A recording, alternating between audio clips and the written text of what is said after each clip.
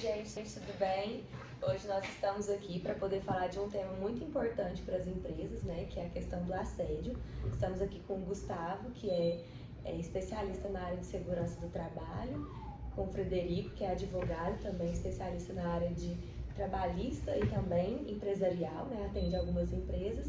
Eu estou aqui, né, como psicóloga organizacional para trazer essa questão também no ponto de vista psicológico, né? Então a gente quis trazer essa temática nos 3 pontos de vista, né? Tanto na parte de segurança do trabalho, jurídico e psicológico. Certo? Para começar, a gente pensou em fazer um modelo de perguntas e respostas, né, com base em dúvidas que a gente já vem recebendo de alguns clientes que a gente tem. Então, vou passar a palavra agora para o Frederico para fazer algumas perguntas aqui para nós também. Boa tarde, pessoal, tudo bem? Meu nome é Frederico Souza, advogo na parte trabalhista para empresas, tá? E hoje tenho uma especialidade em saúde e segurança do trabalho também, algo que eu me identifico muito, que eu sou muito curioso da área e gosto muito. A parte de assédio sexual e moral, elas foram introduzidas nas normas regulamentadoras na NR5, que fala sobre a CIPA, agora em 2023, né? Tem nas empresas, o Gustavo vai poder saber falar melhor para nós aí a parte mais técnica, tem nas empresas a obrigatoriedade, né, de ter aí na CIPA, né, que é a Comissão Interna de Prevenção de Acidente, falar sobre assédio moral, sexual, ter um canal de denúncias e também dar palestras para os funcionários, né, sobre isso. Então, algumas das perguntas que nós vamos fazer é para trazer um esclarecimento, né, para você empresário, para você também empregado, para toda a população em geral. Gustavo, fala para nós um pouco o que é, né, a NR5, o que é a CIPA. Olá pessoal, tudo bem? Então a CIPA, né, então já vem de longo período esse tema CIPA, Comissão Interna de Prevenção de Acidente, que não tinha um assédio, né? Então verificou nos últimos anos a necessidade de ter dentro da empresa também, dentro da comissão, essa parte que fala sobre o assédio, né? Então é uma parte muito importante, delicada, né? Então dentro de uma empresa, e dependendo da quantidade de funcionários e do grau de risco da empresa, necessita da CIPA. Então vai de 1 a 4, né, o grau de risco da empresa, e a partir de 20 funcionários, uma empresa já necessita da CIPA de acordo com o grau de risco. Então viu-se essa necessidade e começamos a, de acordo com a NR5, né, mostrar a partir do 2023 o assédio dentro da empresa de outros modos, e não só a parte de segurança do trabalho. Combinado, Gustavo. Ana, como é que você vê da parte psicológica, né? Porque da parte jurídica a gente já sabe que alguns reflexos tem sobre isso, né? Que chegam no final do dia lá na Justiça do Trabalho, sobre as alegações, né, de pedidos de indenização, sobre assédio moral, assédio sexual. Eu gostaria de saber de você, né, psicóloga organizacional do trabalho já há alguns anos, desenvolvendo um trabalho em grandes empresas na cidade, na região, do ponto de vista psicológico. Essa lei, essa norma, né, ela veio instituir, você acha que é uma responsabilidade a mais para os empregadores, para que eles possam ter um olhar diferente, não só para as mulheres, né, porque o assédio sexual e moral não acontece só com as mulheres, mas muito mais, com toda certeza, nós sabemos disso na população, mas do seu ponto de vista psicológico, o que você acredita que a norma possa trazer de melhorias para a sociedade? Certo. Então, eu vejo que assim, foi de grande valia, né, a gente ter colocado isso como obrigatoriedade para as empresas, né, como uma regra mesmo, assim, de se estabelecer uma estrutura, né, de tanto criação de canal de denúncia, criar esse espaço para que as pessoas pudessem falar a respeito desse tema, porque muitas das vezes a gente sabe que, assim, essas práticas abusivas aconteciam, né, e nada era feito a partir disso. Então, muitas das vezes, o próprio trabalhador, assim, ele não tinha, assim, aonde recorrer, não tinha um suporte devido, ele não sabia para quem ele poderia falar a respeito, né? Então, era muito... ele ficava, assim, sem esse direcionamento, né? Muitas das vezes ele ficava sem esse amparo mesmo, assim, um total estado de desamparo. Eu vejo que a lei veio para poder estruturar tudo isso, né? E também mostrar a corresponsabilidade da empresa perante esses atos, né? Isso eu acho que é uma coisa importante da gente levar para as empresas hoje, que independente de quem é a pessoa que está cometendo essas ações, né, o agressor, a empresa que não está tendo as devidas ações para conscientizar sobre o tema, para poder prevenir que isso aconteça, ela também pode ser responsabilizada. Então, eu acho que isso que é importante da gente trazer hoje, que a lei, ela deixou isso bem claro, né, que as empresas, elas também têm a sua parcela de responsabilidade para poder evitar e se tornar algo mais grave. Do ponto de vista psicológico, a gente percebe, até mesmo pelas palestras que a gente já deu nas empresas, o quanto isso está sendo importante ser falado, né? Hoje em dia, as empresas que já adotam essas políticas, né, de colocar um canal de denúncia, de fazer palestras sobre isso, a gente percebe pelos funcionários, né, que eles trazem feedbacks para nós.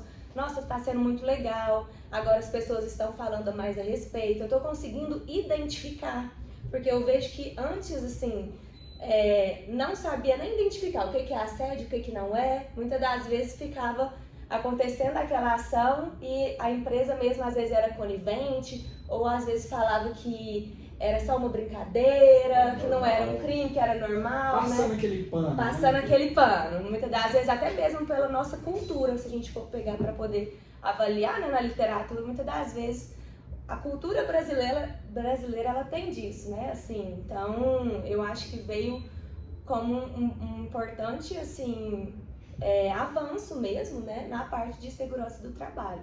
O que o Gustavo falou anteriormente, ele falou sobre essa mudança na CIPA, e eu vejo que muitas das vezes a CIPA era muito vista como só um recurso de prevenção. Então hoje a gente percebe com essa mudança que a gente está mais voltado também para promoção de saúde, de proteção, né? Acho que foi um passo muito importante para todo mundo. Excelente. Gustavo, a gente sabe que, né, na NR5 e na própria NR1, né, ela fala sobre a obrigatoriedade da CIPA para empresas, né, como você bem disse, de grau de risco de 1 a 4, e para aquelas empresas com mais de 20 funcionários, muitas delas já precisam ter essa CIPA. Eu gostaria que você esclarecesse para nós, do ponto de vista da parte de segurança do trabalho, o que realmente é essa CIPA. Porque eu vejo que muitos dos empregadores, eles têm receio, isso no escritório diuturnamente a gente escuta, eu não quero ter a CIPA, eu tenho medo de ter a CIPA. Explica para nós, né, o que é a CIPA de fato dentro de uma empresa da parte de segurança do trabalho. A CIPA, eu falo muitas das vezes que é os olhos do técnico de segurança, na maioria das vezes que não tem um técnico de segurança lá. Então é a comissão que vai cuidar, né, dos funcionários em geral. Então, para verificar, quando é feito o treinamento, verificar os riscos que os funcionários estão expostos, então verificar quais são os cuidados que ele tem, verificar a rotina de trabalho, se alguma rotina pode vir causar acidente, eles têm autoridade, né, para parar uma máquina, parar um setor, para não acontecer um acidente. Isso, se não vir a acontecer, eles podem ser também responsabilizados penalmente. Então, ter esse cuidado, então toda essa orientação é feita na CIPA. Então, a questão que fala sobre a CIPA, por que o pessoal não gosta da CIPA? Muitas das vezes é por causa da estabilidade. Então, quem é cipeiro, né, quem é eleito por parte dos funcionários, gera-se uma estabilidade de 1 ano, enquanto está no mandato, e depois mais 12 meses fora do mandato. Então, se for um funcionário que tem algum problema com a empresa, ele candidata na CIPA, né, muitas das vezes, para garantir essa estabilidade, pensando que não pode ser mandado embora. Então, muitas das vezes, a pessoa não pensa que daqui a 1 ano ele não quer trabalhar mais lá e, às vezes, pede um acordo, né? E não, na CIPA não pode ser feito esse acordo. Ou ele tem que pedir conta, né? Ou a empresa pode mandar ele embora por justa causa, né? Então, o pessoal às vezes fala assim, eu vou fazer alguma coisa errada. Mas se for comprovado que fez alguma coisa errada, pode ser demitido por justa causa.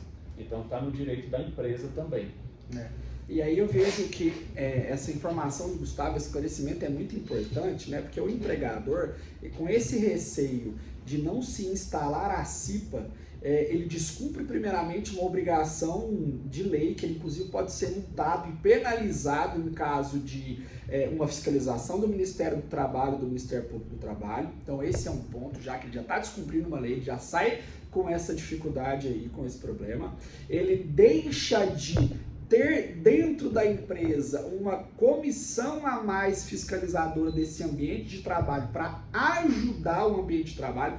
Eu vejo que o empregador entende que isso pode ser algo, como falou o Gustavo, ter um funcionário, um ou mais de um funcionário, né, eleito pela CIPA que tem essa estabilidade, mas reitere-se, essa estabilidade ela é durante o cargo, durante ele está dentro do mandato, né, de cipeiro, e 12 meses após o final do mandato, mas eventualmente o funcionário cometa ali infrações e atitudes indisciplinares ou que as quais previstas no 482 da CLT, ele pode sim ser desligado por justa causa, né? Esse é um ponto de atenção muito grande, porque muitas das vezes a empresa deixa de cumprir uma obrigação com um receio de não conseguir, se eu precisar mandar esse funcionário embora, algo assim, ele não poder ser mandado. Outra situação a estabilidade, ela existe em todas as situações no direito do trabalho para se garantir a atuação daquele profissional. E no caso da Comissão Interna de Prevenção de Acidente, como bem disse o Gustavo, que ele vai ser também a parte dos empregados que vai fiscalizar a empresa, porque é uma obrigação da empresa garantir saúde e segurança no trabalho aos seus funcionários, aos seus terceiros, né, aos prestadores de serviço. Então, ele só está ali para garantir isso e, como diz o Gustavo, ter o poder de inexecutar uma atividade, de suspender uma atividade que está colocando em risco um funcionário, uma operação em si. Então, essa estabilidade sim é importante, né, Gustavo? Para ele poder ter, de fato, voz e poder de ação. E mecanismo também, né? Então, ali, querendo ou não, quando o pessoal é da CIPA, e umas CIPAs, na maioria das vezes, né, tem cipeiros que vestem a camisa e vê algumas necessidades e aponta, né? Então, justamente, as reuniões ordinárias, aquelas mensais, é feita justamente para isso, para deixar documentado que viu uma situação e passou para o empregador, porque se lá na frente acontecer um acidente, está registrado na ata da CIPA. Tá? Então é justamente que a gente tem que sempre pensar, a CIPA é bom? Sim, mas tem que ter mecanismo. A empresa tem que dar meios também dela trabalhar, e não somente, vou cumprir uma regra da NR5 e vou ter o pessoal, vou ter a CIPA, e não é somente isso. Eu, puxando um pouquinho para o lado do RH, né, que eu acho que é importante trazer também para os empresários, que tem que ter muito cuidado com as pessoas que vão ser colocadas na CIPA, né? Assim, eu acho que é uma questão de reflexão que a gente tem que ter, se de fato essas pessoas elas têm os devidos treinamentos para poderem desempenhar essa função, né? Assim, igual a gente estava falando sobre a questão do assédio. Será que essas pessoas que estão hoje nas CIPAs das empresas, elas têm o real conhecimento, elas têm essa capacidade para lidar com um assunto tão delicado na hora que ele acontece? Né? Será que eles estão tendo as capacitações necessárias na hora que surge uma denúncia, na hora que surge um relato, alguma notificação que eles precisam apurar? Ou será que eles têm aquele conhecimento que tem que manter o sigilo, né? Então, às vezes é melhor, optar por ter um parceiro, um terceiro, para poder resguardar esse sigilo. Um canal de denúncia especializado, né? Não obrigatoriamente interno, né? Mas será que eles estão tendo acesso a essas informações para que a gente, de fato, possa ter as ações corretas, né? Para poder dar as devidas tratativas nessas ações? Talvez não, né? Então eu acho que é algo que a gente precisa levar de... Possivelmente não, né? Ano passado eu visitei mais de 600 empresas, brincando, por baixo, 600 empresas. Nenhuma tem um canal assim de denúncia, para apurar, não, sindicância, para fazer, se aconteceu, né? Tem uma filmagem, o que a gente faz com essa filmagem? Às vezes ninguém sabe.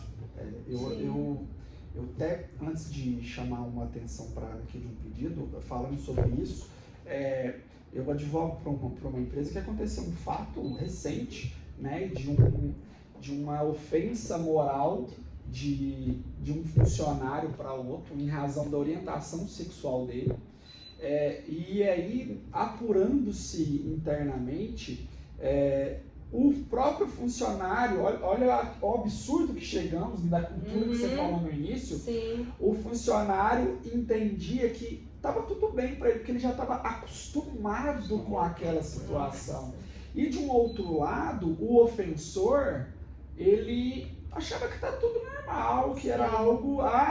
e foi ofensas muito direcionadas, primeiro, à competência e diminuindo-se a competência e capacidade daquele funcionário em razão da opção sexual dele. Então, foi uma conduta que nós tivemos que apurar de forma mais austera, fizemos a apuração e sim, de acordo, e o que mais importante, Ana, eu vejo aquilo que a gente fala muito, né? A tomada de consciência, ela tem que vir do empresário, tem que vir de cima para baixo. Eu falo de integridade corporativa, muito se fala de compliance, mas que é nada mais do que conformidade e integridade corporativa, e essa consciência tem que vir de cima, do dono da empresa, da diretoria, né? E nesse caso a diretoria foi muito austera também, dizendo, não, nós não aceitamos esse tipo, né? Não é uma atitude que nós queremos aqui na empresa.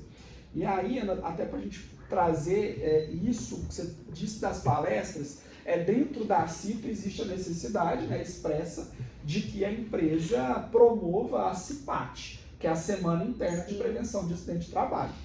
E você já, diversas palestras já fez esse CIPAT, já participou, até mesmo, né, participa você é o RH externo, na consultoria de RH de várias empresas na cidade hoje, né, que tem essa expertise muito clara. Eu queria que você trouxesse para nós o que você muitas das vezes encontrou falando desse tema nessas palestras, o que te trouxe mais pontos de atenção disso que nós falamos assim, das partes não entenderem a gravidade das ações que acontecem e muitas das vezes nem levar isso para frente. Sim, eu vejo o que acontece muitas vezes, assim, principalmente quando se trata de um assédio que parte de um superior para um subordinado, né? Não fica tão claro para a vítima se aquelas ações, né, por parte do subordinado são ações corretas ou não, por já ter estabelecido aquela relação de poder. Muitas das vezes eles não sabem muito perceber se passou a ser algo abusivo.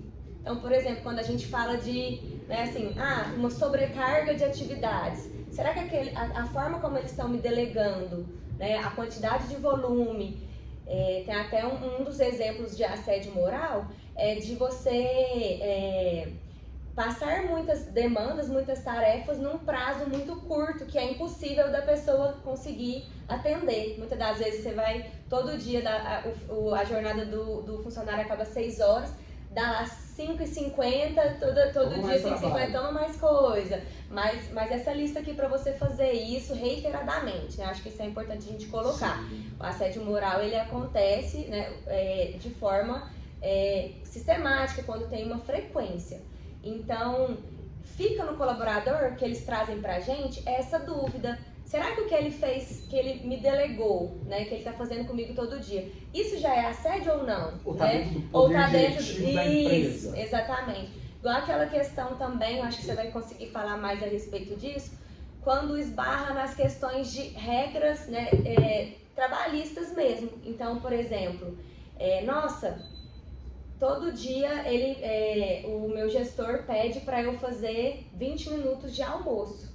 Né? Então, assim, fica reduzindo a jornada, fica obrigando algumas horas extras em excesso, ou não permite ir ao banheiro, né? Tem esse controle excessivo. A que ponto que esse controle passa a ser algo excessivo ou não?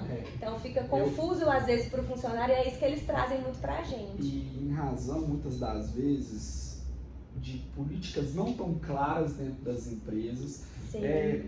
Nós que já fomos empresários, somos empresários dos nossos negócios, né? Sabemos de que existem situações às quais nós vamos precisar que a equipe produza mais, trabalhe mais, entregue mais. E algo que você falou nos traz muita clareza, porque essa frequência e habitualidade de todo dia 5h50 você vai ter que, traz mais um punhado de serviço aqui para o funcionário fazer, executar. O funcionário vai embora todos os dias naquela sensação de que eu sou incapaz, não estou conseguindo entregar o meu trabalho e veladamente ou muitas das vezes até assertivamente de forma mais expressa, você não está conseguindo, você não entrega, você nunca devolve o trabalho, né? Naquela pressão. Então isso é uma forma de assédio. E do outro lado quando eu começo a descumprir em razão da minha superioridade hierárquica, né? Não, você vai fazer só 20 minutos de trabalho e volta a trabalhar. 20 minutos de almoço e volta a trabalhar. Eu preciso que você faz hora extra todo dia. Você não pode ir no banheiro. Isso vai tirando do funcionário, muitas das vezes, a autonomia de vontade dele enquanto trabalhador e condições de também higiene, saúde. Né? Isso vai trazendo para ele um abalo psicológico. E aí é onde entra o assédio moral. O assédio moral entra onde? Quando eu começo a me abalar psicologicamente, condutas e ações que o meu empregador tenha, ou que um superior hierárquico, e hoje em dia ainda se admite até mesmo colaterais, né, tenham ações e atitudes com o outro, as quais vão trazendo um abalo psicológico, reiteradamente aquelas ações, né? Então eu acho muito importante você trazer esse ponto de vista seu, porque a gente vê muitos relatos. É lógico que nas empresas que nós advogamos, que nós orientamos, né, que tem a consultoria de segurança do trabalho da empresa do Gustavo, tem a sua consultoria de RH interna e a nossa também a consultoria jurídica, nós sempre trazemos as orientações, sejam aos gestores, seja ao RH interno, seja à diretoria, né, lideranças, para que tenham cuidado nessas ações, para que possam ser treinados de que isso acontece. Por isso que nós muitas das vezes desenvolvemos códigos de conduta, regulamentos internos, para que eles saibam as regras do jogo. E o mais importante, documentar. E com o canal de denúncias que a Ana falou, é interessante a gente estabelecer, né, Gustavo? E aí a norma fala hoje de forma clara isso, que existe a necessidade da empresa que tem CIPA ter um canal de denúncias para se apurar. E eu quero te perguntar, você aí com 12 anos já de experiência na área de segurança do trabalho, quantas mil empresas você já visitou, já atendeu na parte de segurança do trabalho? Empresas que têm CIPA, né? Você vê de fato, mesmo nas empresas que têm CIPA, e pode ser que muitos empresários que se atendem estejam te ouvindo, né? Com toda certeza. Você entende que existe uma efetividade da CIPA dentro das empresas? De fato, essa CIPA está cumprindo a sua função? Hoje não. O papel da CIPA, quando foi criado, então as NRs vêm lá de 1978. Então de 78 para cá veio muitas normas e veio atualizando. Hoje eu não vejo a CIPA, sendo uma CIPA de verdade, uma comissão interna de prevenção. Não, ela está ali mesmo para estabelecer o que a norma pede. Até nessa última atualização, o pessoal pensou que ia tirar essa estabilidade, que é um dos que mais travam as empresas de ter uma CIPA, é justamente isso, e dar um poder maior. Essa questão do assédio, só deixar claro que não é a CIPA que vai ser obrigada a fazer.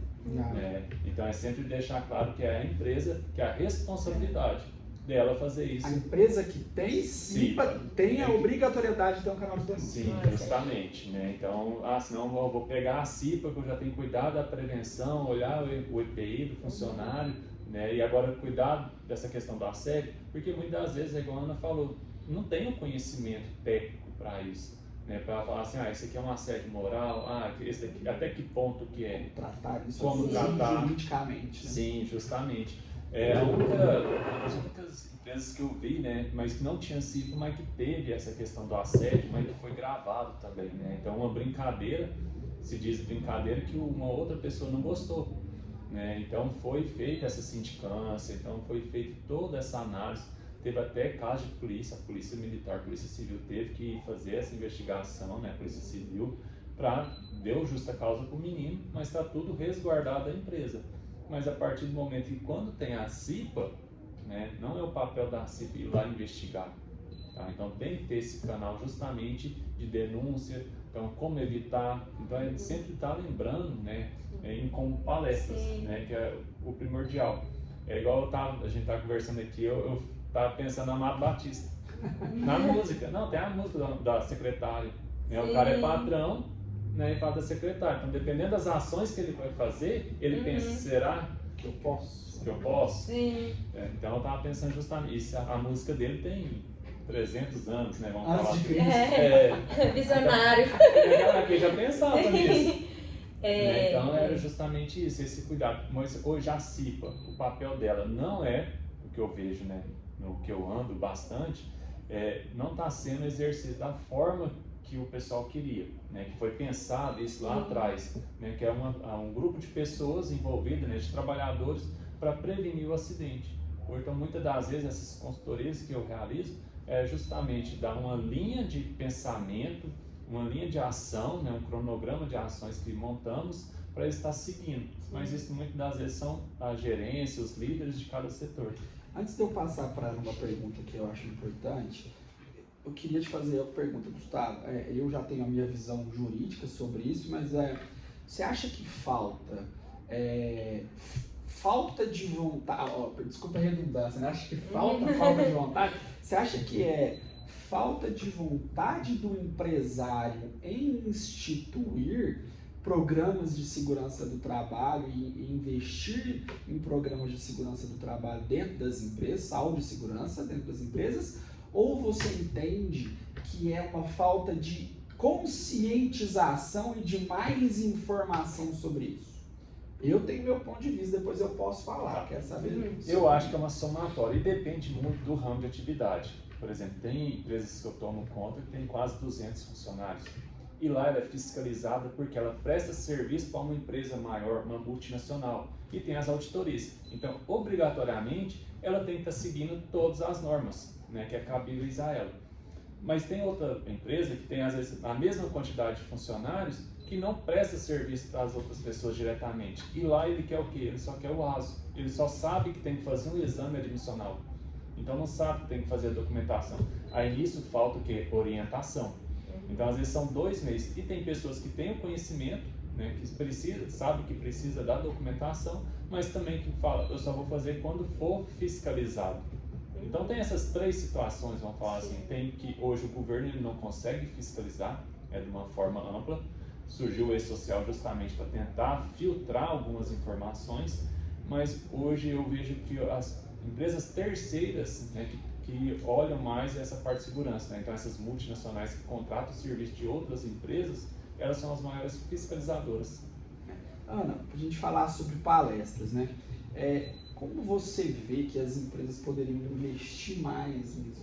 Eu vejo que as empresas, até mesmo a CIPAT, até mesmo em workshops que a gente faz para as empresas, para empresários, para funcionários, com o intuito nosso intuito, nós 3 aqui, nós gostamos de levar informação para as pessoas, né, de forma gratuita, para poder gerar essa consciência, essa conscientização, no geral, na comunidade.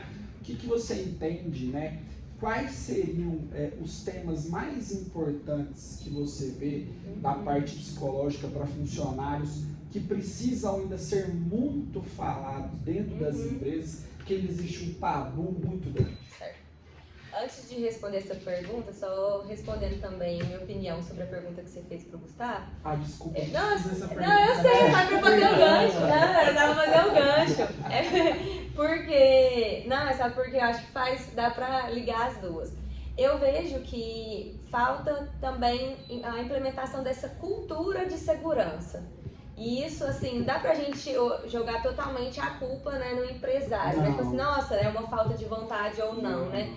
Eu acho que, assim, é um trabalho de formiguinha que às vezes a gente tem que fazer e pela falta de conhecimento, muitas das vezes eles não veem a importância. Porque só a partir do momento que a gente passa a conhecer algo que a gente passa a entender, nossa, agora eu entendi o que é o assédio, agora eu entendi o que é uma depressão por conta de trabalho, né?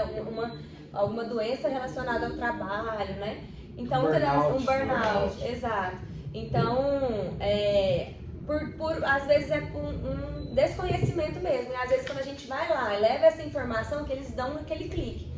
Nossa, realmente, então, eu acho que seria importante a gente começar a fazer, nem que seja uma palestra, Ana. Acho que nesse momento eu ainda não tenho condições de fazer todo esse trabalho, mas eu quero começar com uma palestra para conscientizar, e às vezes a CIPA nesse momento iria servir como um replicador do conhecimento de início. Já é um primeiro passo, né? Então acho que quando a gente fala, né, sobre essa questão dessa cultura, vai indo em primeiros passos mesmo, né? Primeiro a gente vai levar a informação, depois a gente vai ver a aceitação dessa informação, depois eles vão perceber, a gente vai mudar o regimento, vai melhorar as políticas, para que o próprio líder saiba também, nossa, quando eu for estipular uma meta, quando eu for delegar alguma coisa, agora eu já tenho essa informação, tem um parâmetro para seguir. Muitas das vezes, por falta de direcionamento e critérios e parâmetros, eles muitas das vezes não investem nisso, vamos colocar desse jeito. Só para complementar, então, fechar esse assunto, antes de voltar para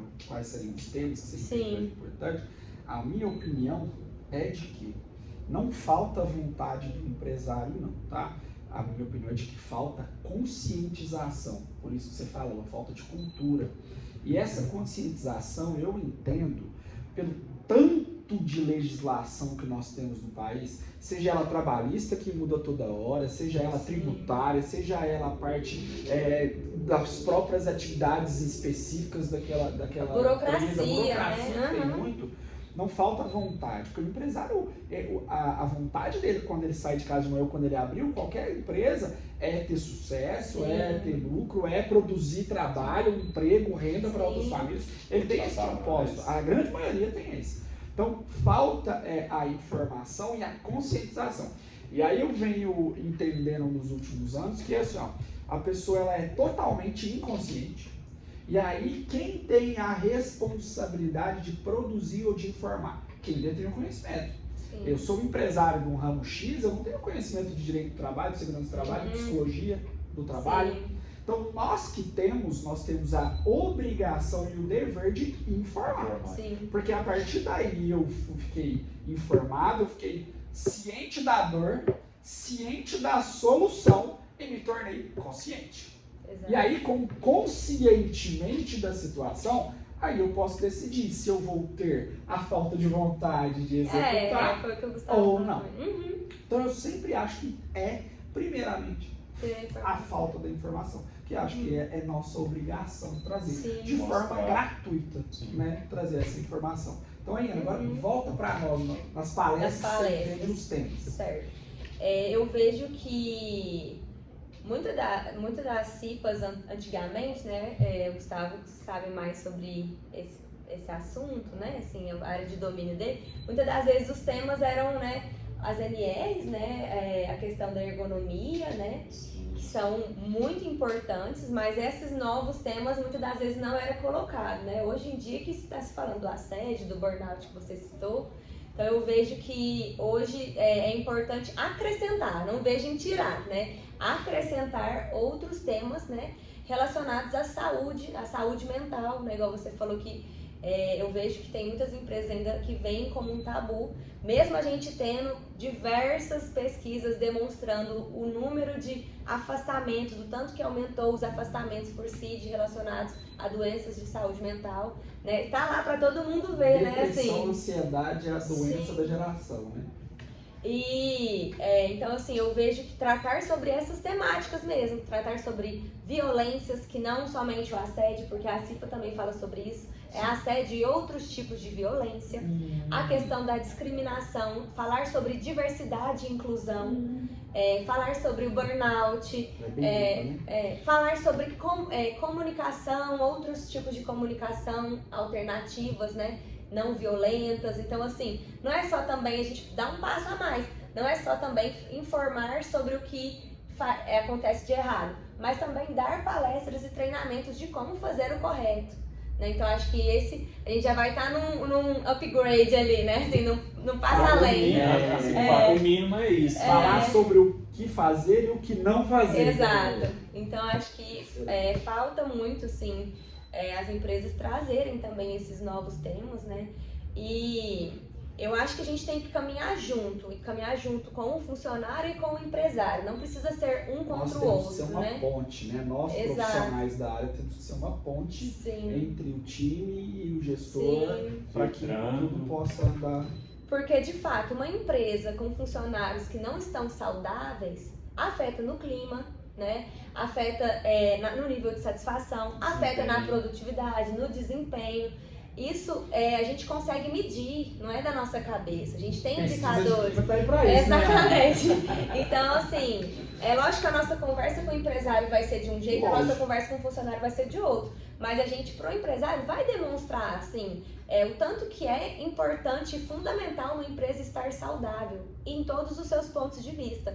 Muitas das vezes a gente foca só no... Tá saudável financeiramente? Tá, beleza. Tá com dinheiro em caixa? Tá, beleza, né? Tá com outras questões saudáveis? Tá tranquilo. Mas e as pessoas? Mas e os funcionários, né? Essas coisas que são o maior fator ali, o maior motor da empresa, né? Que tem que se entender que se eu tenho dinheiro em caixa, se tiver todo mundo aqui melhor, poderia ter melhor. O caixa poderia estar mais cheio, sim, né? E se eu não tenho dinheiro em caixa, se eu cuidar daqui, pode ser que eu volte a ter. Sim. Então, infelizmente, felizmente, na verdade, né? Desculpa, felizmente é uma ligação muito justa aqui, e isso que você falou, nós que prestamos serviços para empresas, muitas das vezes nós somos vistos pelos funcionários como inimigos, né? Tá do lado da empresa, não. Sim. Nós prestamos serviço para empresas porque nós temos o amor em prestar um serviço para que tudo possa estar melhor. Exato.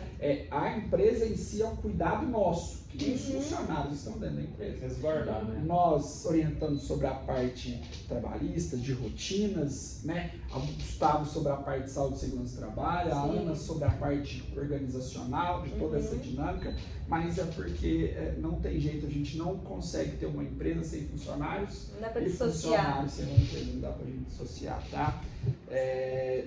Gostei demais dessa conversa de nós três aqui hoje, eu acho que assim, saiu muito melhor do que nós esperávamos, né? Foi muito gostoso esse papo. Acho que nós temos que fazer mais vezes. Sim. Acho que um tema que a gente pode trazer, já que saiu muito aí, essa parte psicológica e mental, como a Ana falou, a doença aí que mais vem assombrando hoje em dia, em termos de afastamentos, que é burnout. Acho que a gente pode falar sobre isso na próxima oportunidade. Ótima ideia. Né? Agradecer, mais uma vez falar, né? Eu, Frederico Souza, advogado empresarial, né, trabalhista, especializado em direito do trabalho. Gustavo Carneiro, técnico de segurança do trabalho, especializado em consultoria de segurança do trabalho para pequenas, médias e grandes empresas. Ana Carolina, psicóloga organizacional do trabalho também, parte de recrutamento e seleção, parte consultiva, pesquisas de clima, toda a parte organizacional, né, Ana? A Ana entra dentro da sua empresa e muda ela. Você tá triste, vai ficar feliz. O Gustavo consegue trazer essa informação e as ações, todas as ações que a sua empresa precisa na parte de saúde e segurança do trabalho, que vai muito além de fazer um PGR, um PCMSO, um LTCAT e exames, tá? Muito obrigado a vocês que nos ouviram. Acho que esse é só o começo, tá? Exato. É o primeiro passo. Obrigada é o primeiro pelo de muitos aí que a gente quer produzir ao longo desses próximos meses, anos, quem sabe, de uma parceria que nós temos para levar muita informação a toda a comunidade, aos empresários e a todo mundo, tá, gente? Obrigado, Ana, obrigado.